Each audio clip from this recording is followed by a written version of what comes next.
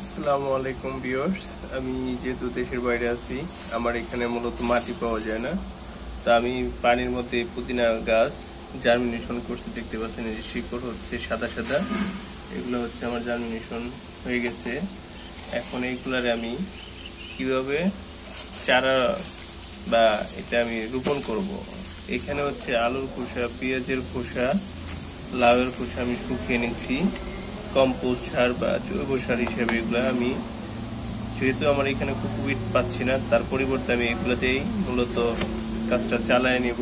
আর এই হচ্ছে দেখতেই পাচ্ছেন প্লাস্টিকের ভিতরে, এটা হচ্ছে লাল মাটি প্লাস দেখতে বালু মিক্স, লাল মাটির সাথে বালু মিক্স।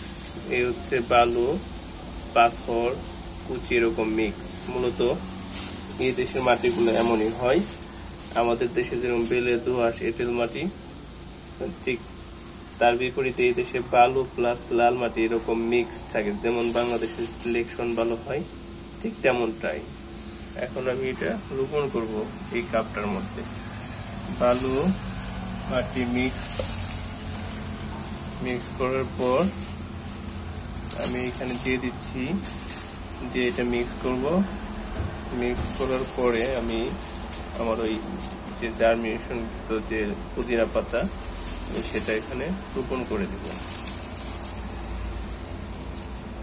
আপনারা সাথে থাকুন, আমি রেডি করে আসছি ফিরে।